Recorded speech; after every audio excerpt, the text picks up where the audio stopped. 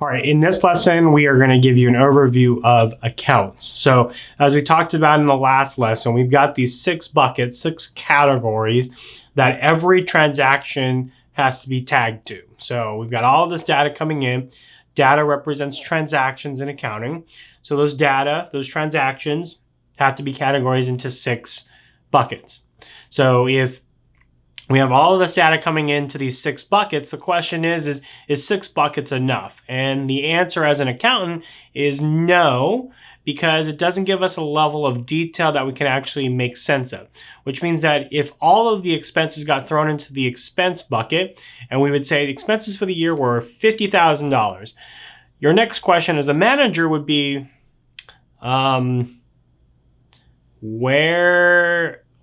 what categories, where do we spend the money? And the accounts would say, well, I don't know, $50,000 on expenses, because we only have one bucket for expenses. We put all the expenses in a bucket, and the bucket says $50,000. We didn't detail it. That doesn't give you enough information to actually make decisions. And so we have accounts that are part of these categories. So I think of, we've got these broad categories, and within each category, we have all of these accounts. And so that's what we're going to talk about here in this lesson, is these accounts that we're going to be using. And you're going to use accounts more than you're going to use categories, but you need to know how the accounts are categorized into the 6 different categories. Okay, so that's what we're going to take a look. So an overview, every accounting transaction that occurs in a company must be organized into the company's books. So we've talked about that we have a systematic process in which we will input all this information into the system, or record this data into the system. Well, every time we do that, we have to organize it in a way, and accounts allows us to organize it in our books. Accounts organize a company's transactions into various accounts. So we have accounts that we organize it. So if a check for rent is issued, we have an account for it called rent expense. Okay. Now, understanding accounts and categories of assets. So this is how I like to think about it. So the first question that I would ask you is, can you have multiple accounts at a bank? So you go to a bank in your local area, can you have multiple accounts? Well, if you never had an account at a bank, the answer is yes. You can have multiple accounts at a bank. Now, typically what most people have is they have a checking and then a savings. So that's 2 accounts at the bank. But they might have a credit card, a home mortgage, a car loan. That would be 5 accounts. So if you walked into, let's say, Bank of America, you could have 5 accounts. They're all with Bank of America. So you have 5 accounts that are associated with Bank of America. Okay, so that's what we're talking about here. Now, can you then go to Chase Bank and open up 5 more accounts? Absolutely. So the way that I like to think about accounts is that it's kind of like these bank accounts, right? So I've got banks A, B, C, and D, and I can have a whole bunch of different accounts in these different banks. So I can have, savings and a checking in bank A, and then a credit card and a mortgage at bank A. Then I can have a savings and checking in bank B, as well as a credit card and maybe not a mortgage in bank B, but you get the point. And then I've got all of these other types of accounts at these different banks. And so I've got these 4 banks. So just like we have 6 categories, we've got 4 banks.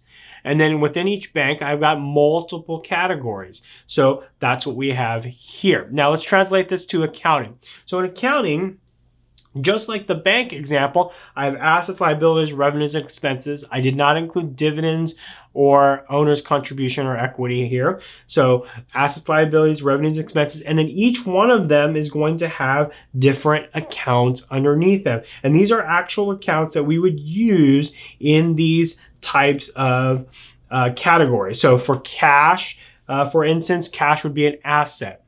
Accounts receivable would be an asset. Equipment would be an asset. Inventory would be an asset. Accounts payable would be a liability. Account notes payable would be a liability. Sales tax payable would be a liability. Accrued expenses would be a liability. Hint here, accrued expense is not an expense. And you'll find that out later on in like section 4, but it's not an expense. A lot of students confuse that. But anyways, accrued expense is a liability.